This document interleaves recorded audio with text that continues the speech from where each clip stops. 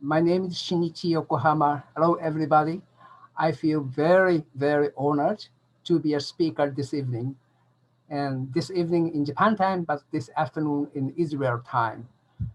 Um, Today is probably the best date for my talk.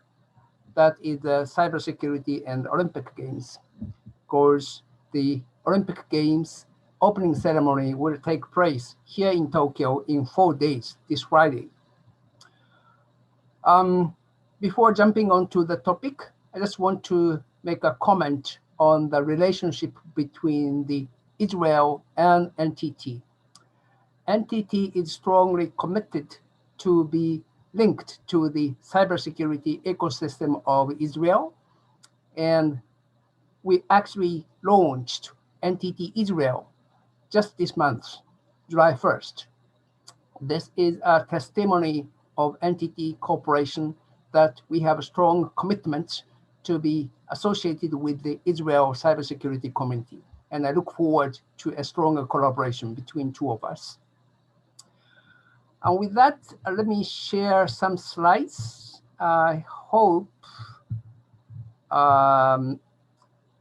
it is a viewable.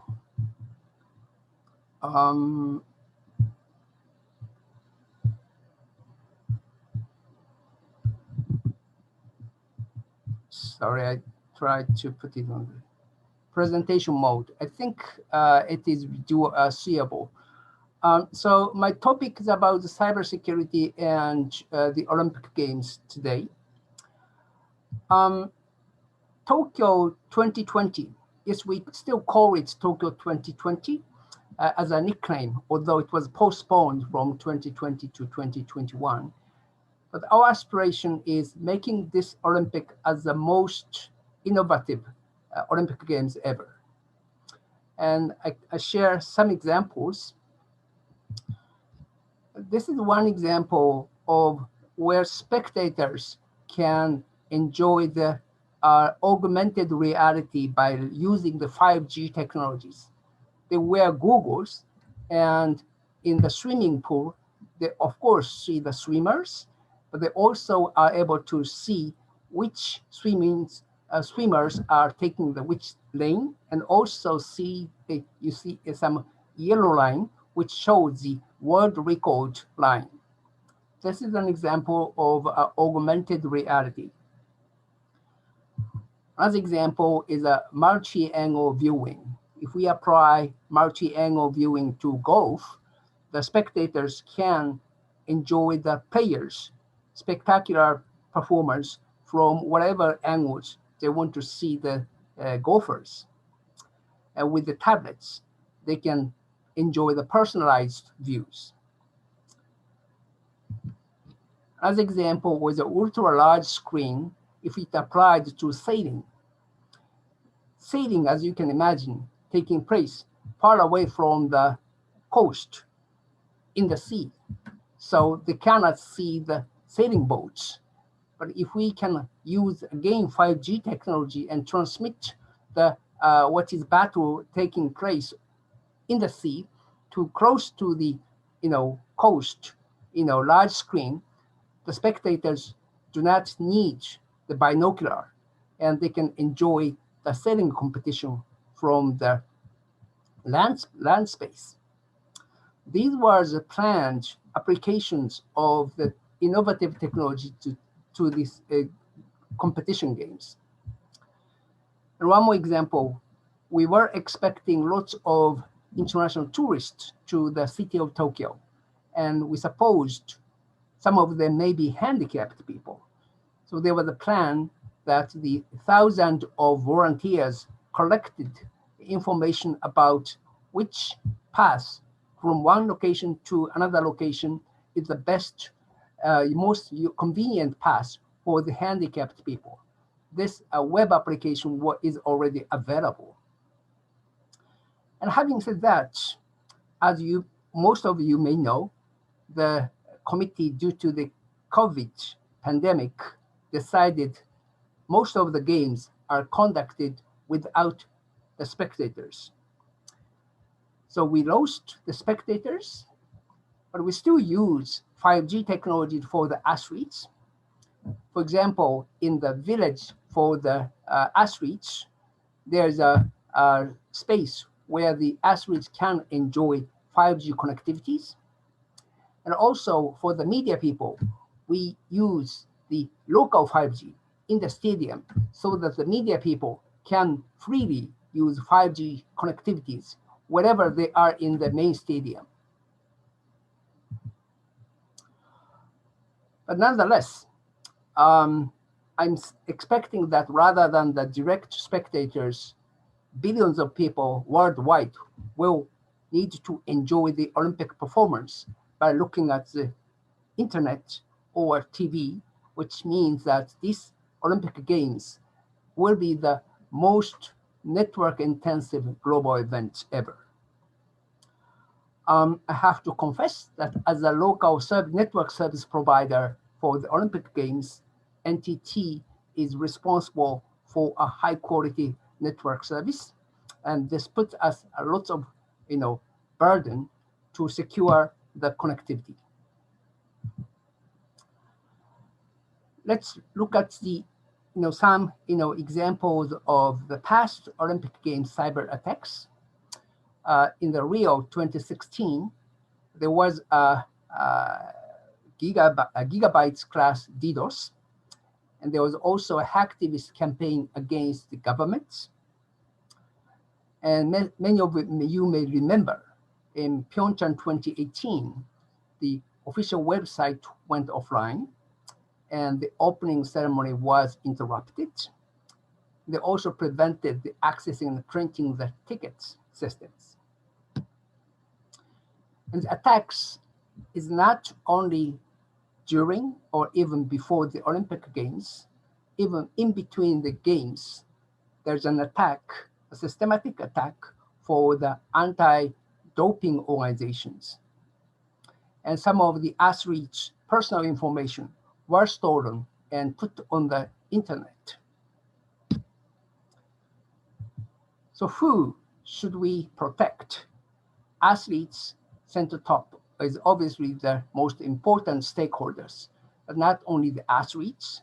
I go through the clockwise move, the events and operation and logistics. This means stadiums or aquariums or transportations in between those venues are super critical for the protection. And not only those directly linked to the Olympic Games venues, but in general, in the Tokyo metropolitan areas, critical service infrastructures such as telecom or banking or railway or power, those critical services has to be also protected. And in the past Olympic Games, we experienced some sponsor corporations or associated business were also attacked, and not only the government agencies. And lastly, but not the least, some tourists or spectators we need to protect.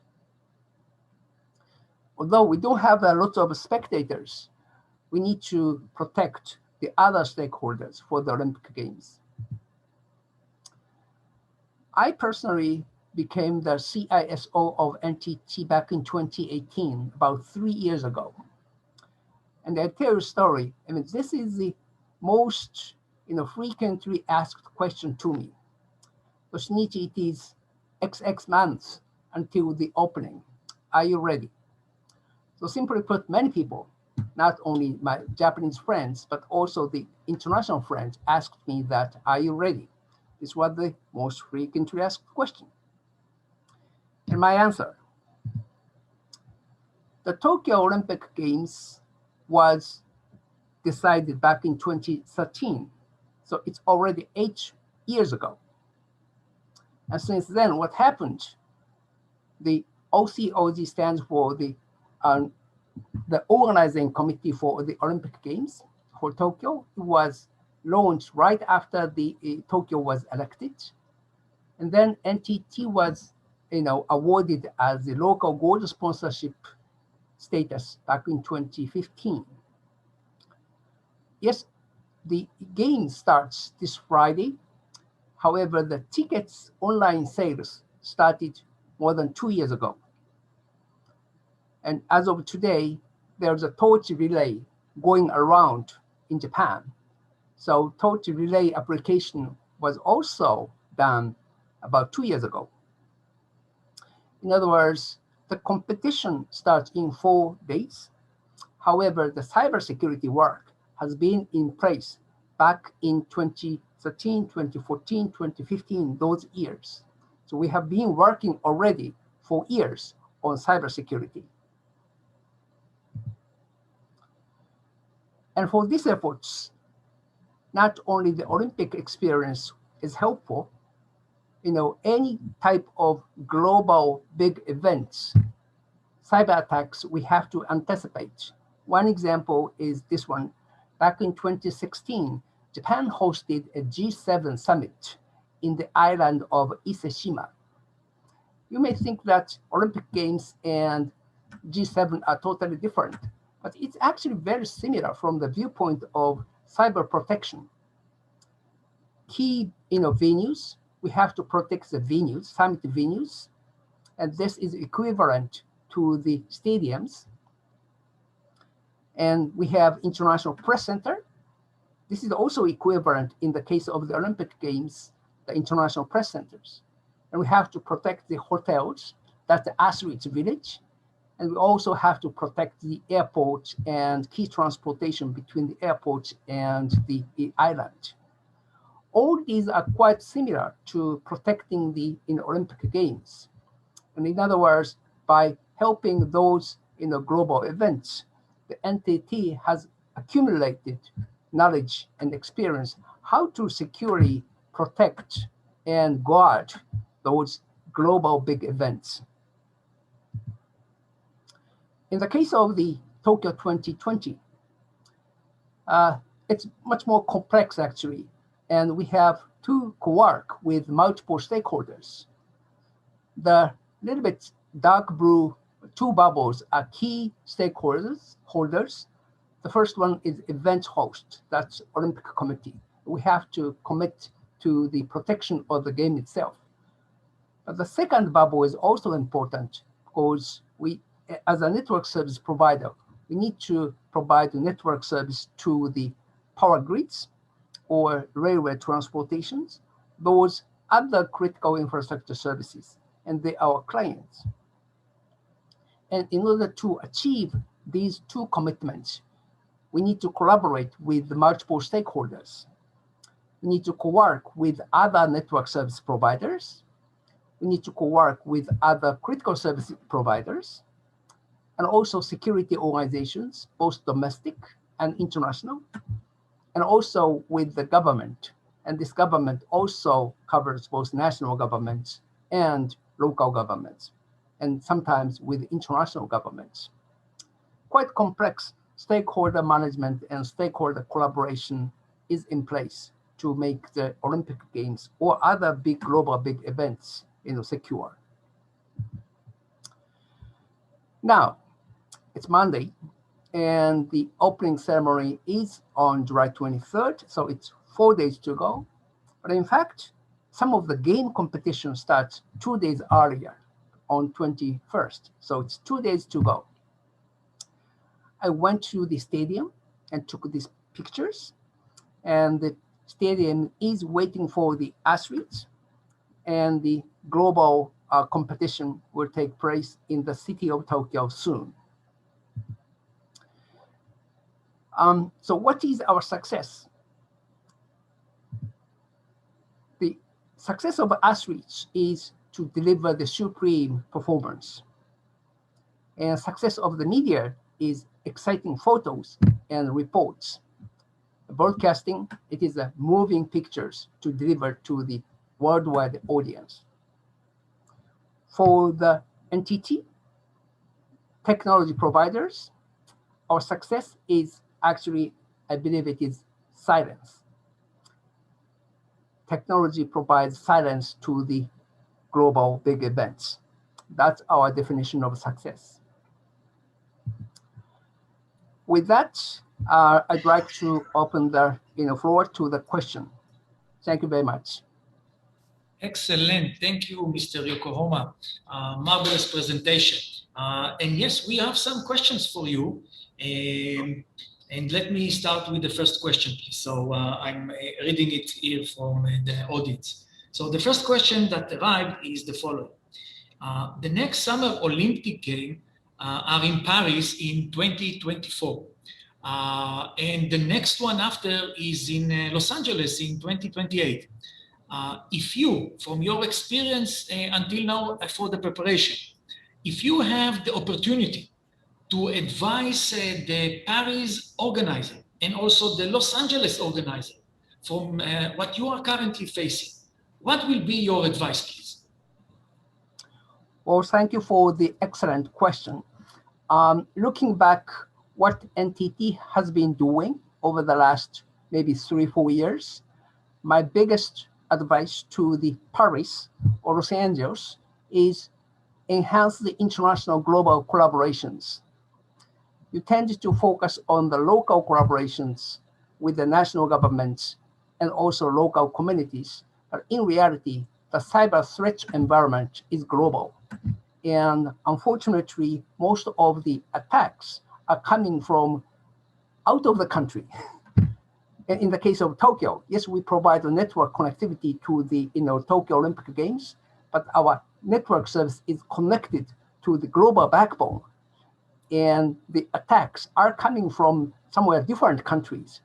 So the connectivity and collaboration with the non-host country, international communities, both governments, corporations, and security organizations, that's super critical. And start working on the forming those global community of collaboration.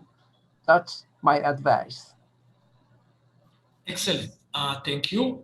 We have another question for you. Based on the current preparation for this year Olympic, did you think there is a technology or a solution which you were seeking and you miss it? You really wanted to have it this year to really be on plan to create much more secure your program and the preparation, and it was lack. And maybe you can give an advice to all the entrepreneurship that are currently looking on the Olympic Games and want to see what they will need for Paris 2024. I'm not sure whether I'm qualified to answer that questions maybe in 1 month. If the Tokyo Olympic Games went quite successfully, then I may be qualified to provide some answer to that. But nonetheless, I would say that the 100% protection is no more possible, and we have to anticipate some sort of attacks and some sort of successful attacks will anyway take place. And minimizing the damage, that's the most important part, rather than pursuing the 100% protection. And in order to minimize the damage, the early detection and quick response capability and any technology solutions, such as behavioral detections, that's very important. And I would see that more advancement and also easy to use of those detection capability, detection technology is something we look forward. Okay, Mr. Yokohama, thank you very much. Looking forward by the end of the week to see the Olympics, and I'm holding my fingers for you to make sure that everything will be successful. And thank you very much for attending Cyber Week conference. With that, we will move to the next session related to crisis management. We will talk in the crisis management about tools, tips, guidance, and how to prepare the business for the ever-evolving digital threat landscape. With that, I would like, because of the issue, I would like to say thank you very much to our partners which help us to put this session. And really many thanks to Cisco, Cybereason, Mitigate, Saigaya, and Simultaneity, correct? Yeah, insignia, of course. So for that, I would like to move to my dear friend, Mr. Manny Brasilai, which will lead the next 2-hour panel and the questions to the audience. So Mr. Manny, the stage is for you now.